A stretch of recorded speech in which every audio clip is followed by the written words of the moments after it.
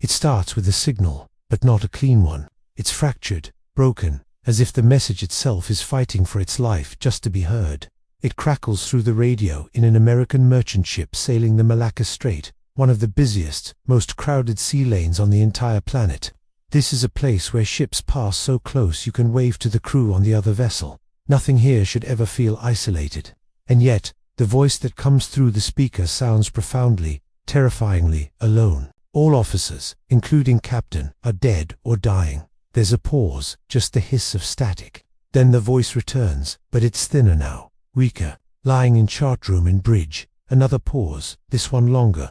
The radio operator leans in, straining to understand. Probably whole crew dead. He freezes. Is this real, or just strange interference?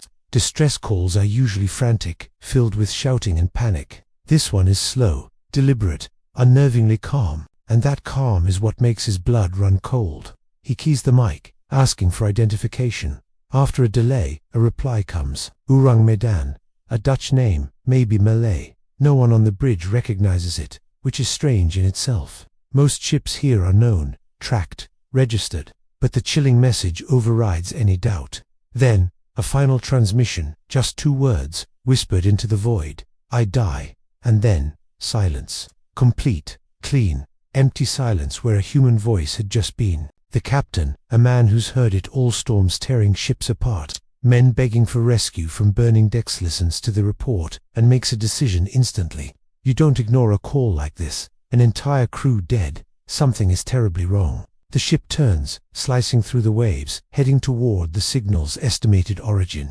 As the hours tick by, the story spreads like a virus through the crew.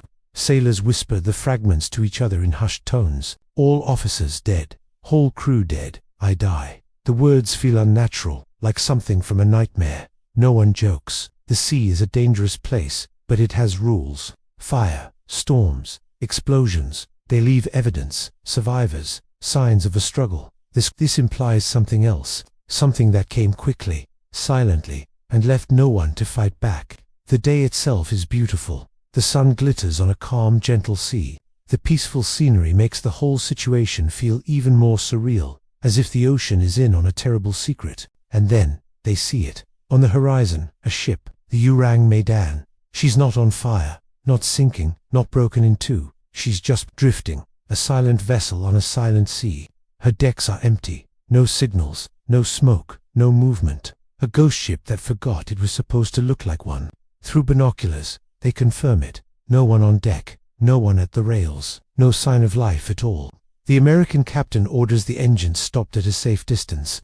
The current carries them closer, until the name on her hull is clear. Ourang Medan. The ship doesn't look old or derelict, she just looks paused, as if time itself simply walked away from her. Some of the sailors would later say, the air felt different near the Ourang Medan. Heavier, a pressure in your chest. Maybe it was just nerves. Human minds are experts at filling silence with fear. A small boarding party is assembled. Volunteers, armed with little more than caution, climb into a launch and start the short journey across the water. The massive, silent hull of the ghost ship looms larger and larger. The only sound is the gentle slap of waves against her steel. They reach her side and throw a line. The first man scrambles up the ladder. He pauses at the top, not from fear, but from the smell. It's not rot, not smoke, not oil. It's just wrong. An unidentifiable, unsettling scent hangs in the air. One by one, they step onto the deck. It's pristine. No bodies, no signs of a fight, no scattered equipment. It's as if the crew simply vanished into thin air. They move forward cautiously, calling out, "Hello, anyone here?" Only their own voices echo back. They head for the bridge, and that's when they find them. The first body is near the chartroom entrance.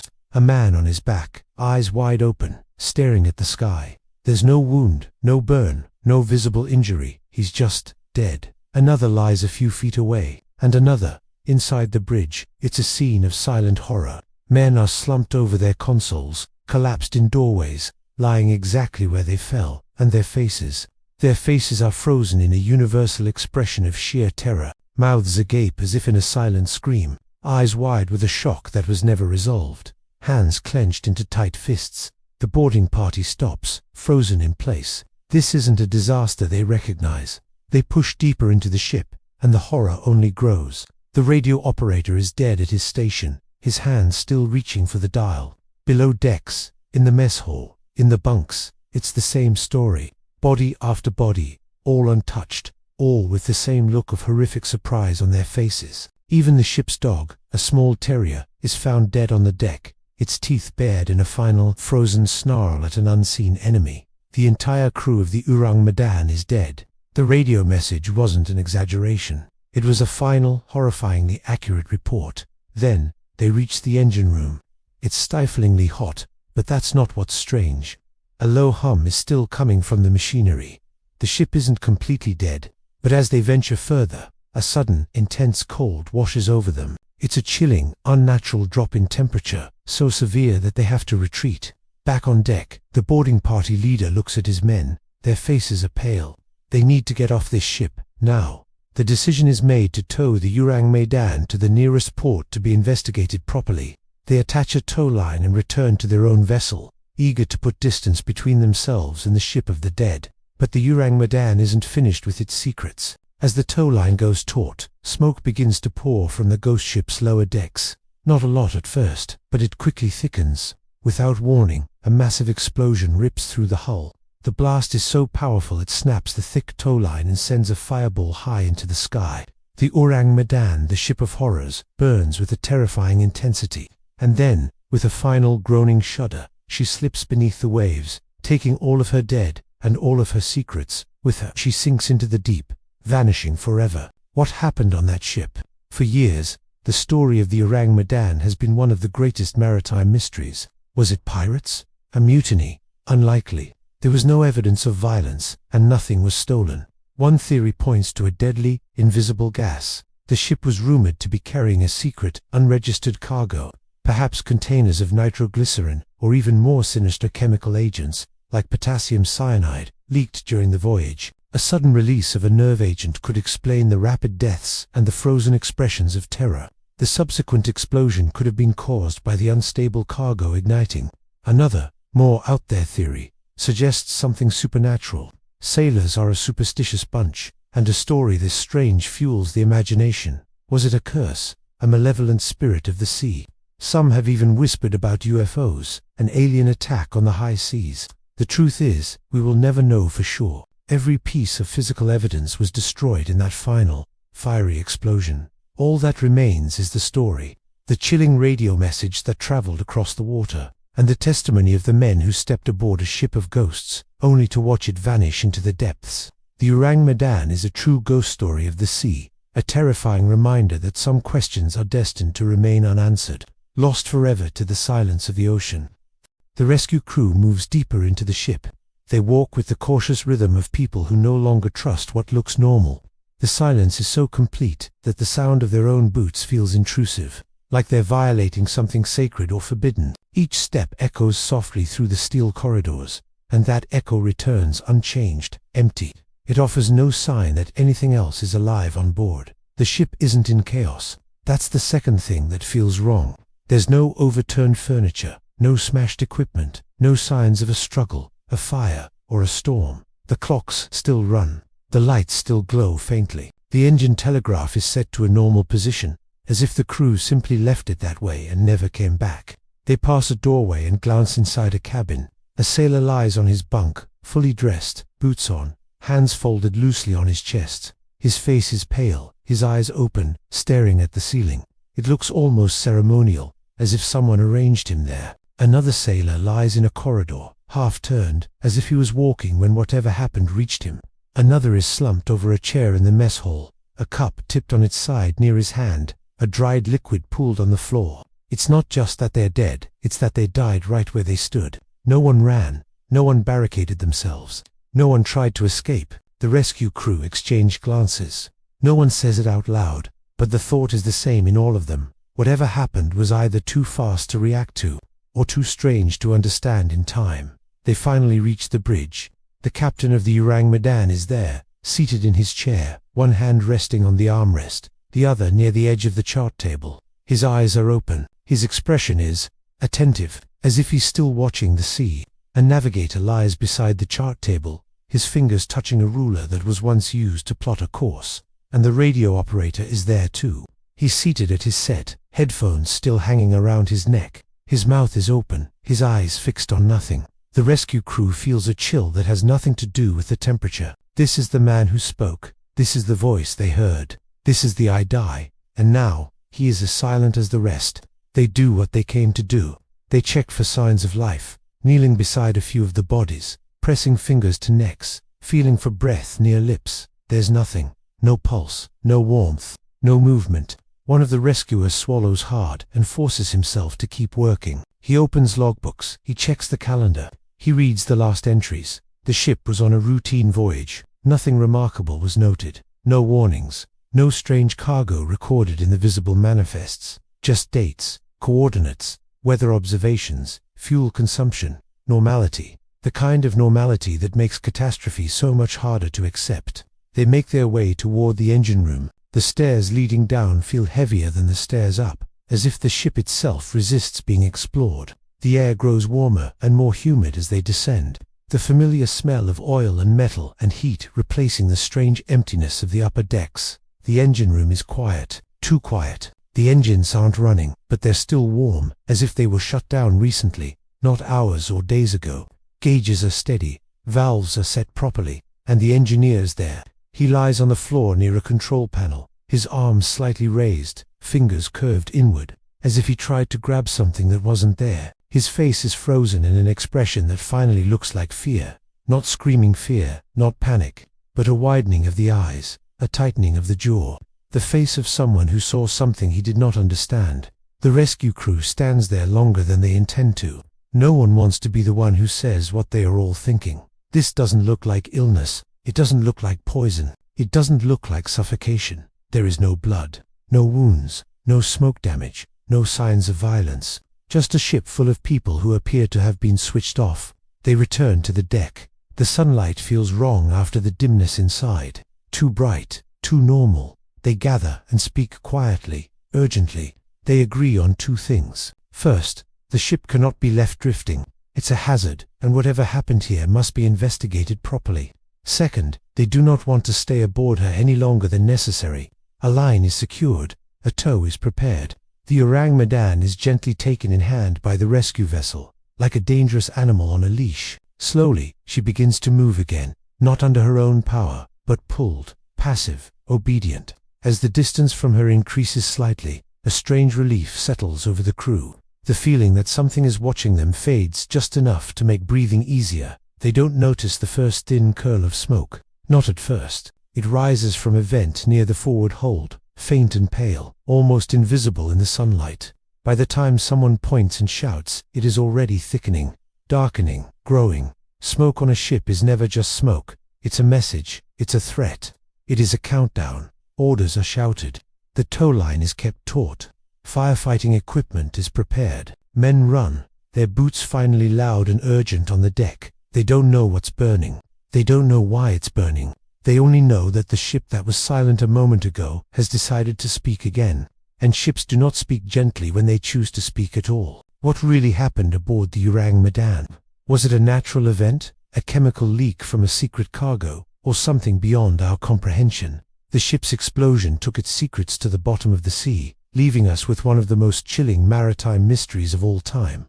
The smoke isn't behaving like normal smoke. It doesn't billow or surge upward in thick black clouds the way burning oil or timber does. Instead, it creeps, it seeps, it leaks from seams and vents like something trying to escape. Thin grey fingers slipping into the air before thickening, darkening, and gathering confidence. Someone on the rescue ship shouts for hoses. Another shouts for masks. The rescue ship slows, the tow line straining as the Ourang Medan begins to lag, as if she's suddenly heavier, or maybe reluctant to move. The men rush to the rail, staring across the water at the vessel they just left, a ship now visibly changing before their eyes.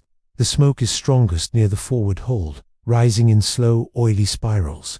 There's no visible flame yet, and that just makes it worse. Fire, you can fight. But smoke without flame means something is burning where you can't see it, deep within the ship's belly. The captain orders the tow line cut loose. No one argues. You don't stay attached to a ship that might explode. The line is severed. The Ourang Medan drifts again, alone once more, smoke now trailing behind her like a signal flare to no one. The rescue crew watches from a safe distance. The feeling among them isn't exactly fear. It's more like expectation, as if the ship is following a script written long before they ever arrived. Minutes pass. The smoke thickens, darkening from grey to charcoal, then to a heavy, ugly black that smears the sky. Still no flames, just smoke. And then, without warning, the ship explodes. It's not a cinematic fireball, not a towering mushroom of flame. It's a violent, internal rupture. A concussive boom hits the air and water at the same time, a sudden tearing sound like the world splitting open for a second. The forward section of the Ourang Medan bursts outward. Metal plates buckle and tear, hatches are blown free, and debris is thrown high into the air before crashing down into the sea. A wave rolls out from the blast, rocking the rescue ship, sending spray across her bow. When the smoke clears enough to see again, the Ourang Medan is no longer whole. She is burning now. Open flames lick up through the broken deck, fed by whatever was hidden inside her hold. Fire dances along the edges of torn steel, bright and undeniable, and then she begins to sink. Slowly at first, then faster. Water pours into her wounded body. She lists to one side, her bow dipping, her stern rising slightly. The fire continuing to burn even as the sea claims her. Within minutes, she is gone. No wreckage large enough to investigate, no cargo to examine, no structure left to explore, just a spreading stain of oil and ash on the surface of the water, and a column of smoke thinning into nothing. The rescue crew stands in stunned silence. They've lost the only physical evidence they had. All that remains now is memory, and memory is a poor substitute for proof. Later, much later, in offices and ports, and reports written in careful handwriting, the story will begin to fragment. Different men will remember different details. Some will insist the bodies were cold. Others will say they were still warm. Some will remember a strange smell, while others will recall nothing unusual. Some will say the ship's papers were incomplete. Some, that there were no papers at all. And somewhere in these contradictions, the truth begins to blur. The name Ourang Medan will be written down, then misspelled, then questioned, then doubted. Shipping registries will be checked, ports searched. No official record of such a ship will be found. Or, if one is found, it will be incomplete, a shadow entry, a rumor with a hull. And because the ship is gone, because the evidence is gone, the story becomes something else. Not a case, not an incident, but a mystery. People will begin to ask, what could kill an entire crew without leaving a single mark? What could freeze faces into expressions of silent shock? What could drift through a ship without being seen, heard, or fought? Some will suggest a rational explanation: gas, a leaking chemical, carbon monoxide, nitric fumes from a poisoned cargo. Others will point to something stranger: weapons testing, a military experiment gone wrong, a nerve agent drifting invisibly through the compartments. And then, there are those who will drift further still, into tales of the supernatural, of cursed ships, ghost fleets, and oceanic hauntings. The ordinary explanations feel insufficient. The extraordinary ones feel tempting. But the men who were there, they don't talk about ghosts. They talk about the silence. They talk about how no one ran. They talk about the eyes. They talk about the feeling that whatever happened was already over by the time anyone noticed. And that is the detail that haunts them. Not the explosion, not the fire, not even the bodies, but the speed, the completeness, the way a living, functioning ship turned into a floating tomb without making a sound loud enough to warn anyone. Years pass, decades, the world changes, ships grow larger, radios clearer, records more complete, and yet the Ourang Medan remains an anomaly, a gap, a blank space in maritime history where something should be. Researchers will argue about whether it happened at all, whether it was a hoax, an embellished report, or a composite of several stories merged into one. But for the men who altered course that day, who heard a dying voice over the radio and followed it into silence, it was real enough. They stood on that deck, they looked into those eyes, they smelled that air, they watched that ship tear itself apart and disappear, and they were left with nothing but the knowledge that sometimes, at sea, things happen that don't fit into neat explanations, things that don't leave clean answers behind, things that only leave questions. What do you think happened to the crew of the Ourang Medan? A scientific accident, a military secret, or something else entirely? The sea closes over the Ourang Medan, and in its wake, there's a strange, hollow silence. It's not just on the water, but in the minds of everyone who witnessed it. The rescue ship, the Silver Star, lingers for a while at the edge of the spreading oil slick, almost as if expecting something or someone to surface, to offer an answer. But nothing does. Eventually, orders are given. The engines roar back to life, and the ship resumes her course. The vast Malacca Strait quickly swallows the scene, replacing the horror with the everyday business of ships passing in the sunlight. But the story doesn't vanish with the smoke. It travels home in the silence of the crew. At first, they can't stop talking about it. Over meals, on watch, in their bunks at night, they repeat every detail, not trying to solve it, but just to make it feel real, less like some shared, waking nightmare. His eyes were open. The captain was still in his chair. The engines were warm. There was no fire until after. The radio operator, his mouth was open. These small, sharp details become anchors. Without them, the whole event feels too slippery, too unreal to even hold on to. When they reach port, they report what they saw. Official statements are taken, dates recorded, locations estimated. Names are spelled, and then spelled again. With each retelling, the story subtly changes, not because of lies, but because of that very human need to make sense of absolute chaos. The authorities listen, first politely, then skeptically, then dismissively. They check the records. No ship named Ourang Medan appears in any official Dutch registry. There's no departure record that fits the description. No cargo manifest, no insurance claim. It's as if the Ourang Medan existed only for a brief, horrifying moment, just long enough to die, and that absence of official record. That becomes the fuel. Journalists get wind of the story and sharpen it into something dramatic. It's no longer just a ship, it's a ghost ship, a floating morgue, a death ship. The language gets more and more vivid as the facts get thinner and thinner. Each new article adds a little something anew: strange smell, a different expression on the dead men's faces, a new rumor about the cargo. Some say it carried potassium cyanide, others say nitroglycerin, poison gas, biological weapons. Some even whisper it was a secret Cold War experiment gone wrong, or that the ship itself was cursed. Each explanation is a perfect reflection of the fears of the time. In the late 1940s and early 1950s, the world was obsessed with unseen dangers: radiation, chemical weapons, invisible killers that could drift through the air and water, striking without warning. The idea of an entire ship being wiped out by something you could unsee didn't just feel possible. For many, it felt inevitable. Researchers tried to piece it together with logic. Maybe the Ourang Medan was carrying volatile chemicals that were improperly stored. Toxic gas leaks, silently filling the lower decks, suffocating the crew before they even know what's happening. Then, a spark, and the buildup of fumes ignites, causing the final explosion. It's a tidy theory. It almost fits. But it stumbles on the details. If it was a gas leak, why was there no sign of panic? No attempt to escape? Why weren't bodies found clustered near the exits, or people collapsed while scrambling for fresh air? And what about those faces? Why were they frozen in expressions of shock and terror, not the agony of suffocation? Other theories pop up. Carbon monoxide poisoning from a faulty engine that usually causes drowsiness and confusion, not sudden, uniform death across an entire ship.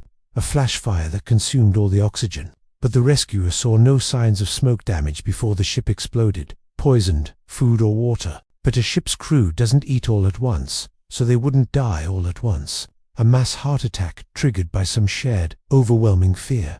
Fear itself doesn't spread like a gas, and it certainly doesn't kill so uniformly. Slowly, reluctantly, a new idea begins to form. Whatever happened to the Ourang Medan was rare. It was specific. It was a perfect, terrible storm of conditions that aligned just once, and then vanished forever. It wasn't supernatural. It wasn't a government conspiracy. It was just unbelievably bad luck. But without the ship itself, this can never be proven. And because it can't be proven, the mystery can never be settled. So the story just drifts. It drifts into books about maritime mysteries, into late-night radio shows, into conversations between sailors who've heard the name, but not the full story. And decades later, it drifts onto internet forums, where people still argue passionately about whether it ever happened at all. And that argument itself becomes part of the legend. Some insist the original reports were a complete fabrication. Others say the details were misattributed from another, less dramatic incident. Some claim the name Ourang Medan was a mistranslation. Some are convinced it was wartime propaganda. Others just call it a hoax. The story becomes a mirror. People see in it what they already believe about the world. If you fear unchecked technology, you see a technological disaster. If you distrust governments, you see a cover-up. If you fear the unknown, you see something truly beyond human explanation. And if you don't fear much of anything, you just see a case of bad reporting. Meanwhile, the men who were actually there, the crew of the Silver Star, they grow old. Some pass away. Some forget the details. Some just decide it's not worth talking about anymore. But a few hold on to that memory, keeping it sharp. Not because it was dramatic, but because it remains completely, maddeningly, unresolved. We humans aren't built to handle unanswered questions. We crave causes, reasons. A clear chain of events from A to B to see the story of the Ourang Medan offers none of that. It only gives us an event and a giant, gaping hole right where our understanding should be. And that's why the story doesn't end. It can't. It just fades into the background of maritime lore, not as a legend of heroism or victory, but as something far stranger and much quieter, a chilling reminder that sometimes the world doesn't leave clues. Sometimes it simply acts and moves on. Over time, the story of the Ourang Medan stops being treated as a ship and starts being treated as a question. It's no longer what happened to that vessel, but what kind of world allows something like that to happen.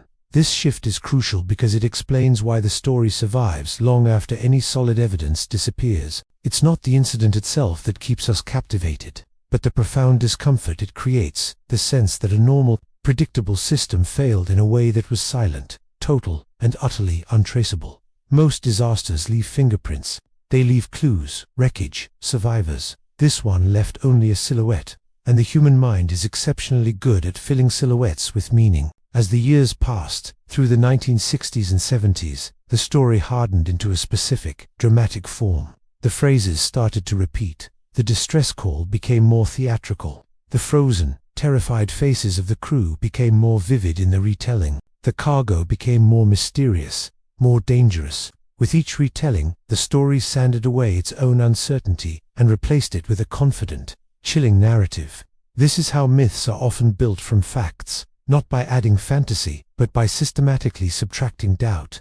But if you step back from the legend, if you peel away the layers of speculation, and look only at the original shape of the event, a much simpler, starker picture remains. A ship was found drifting. The entire crew was dead. The cause was completely unknown. And then, the ship itself was destroyed before it could be properly investigated. Everything else, all the theories, all the terror grew in the vacuum that followed. And that vacuum is precisely what makes the Ourang Medan different from other great maritime mysteries. There is no wreck to dive on, no sunken hull to examine with modern technology. There are no ship's logs to recover, no black box to replay. There are no coordinates to revisit with advanced instruments. The sea did what it does best.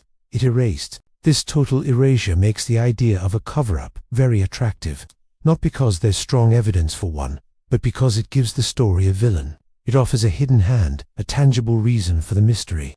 It feels more satisfying to believe the evidence was deliberately hidden than to accept that it was simply lost to the indifferent forces of nature. But the ocean doesn't need villains. It only needs time, salt, pressure, and depth. Given those ingredients, it can make anything disappear, even stories, even questions. Almost the Ourang Medan lingers because it sits at the terrifying intersection of two fundamental human fears, the fear of dying and the fear of not knowing why. We can, eventually, come to terms with death. We struggle, however, to accept unexplained death, especially when it happens so quietly, so suddenly, without warning, and especially when it leaves no one behind to describe what it felt like. That is the final, haunting cruelty of this case. No one survived to tell us what that moment was like, when whatever happened, began.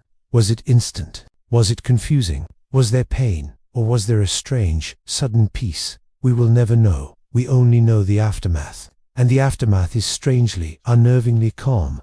No wreckage strewn across the waves. No mass grave at the bottom of the sea. No burning hulk sinking beneath the surface. Just water. And the faint, chilling memory of a voice that said, "I die." Think about that message. It was delivered without drama, without panic, without anger.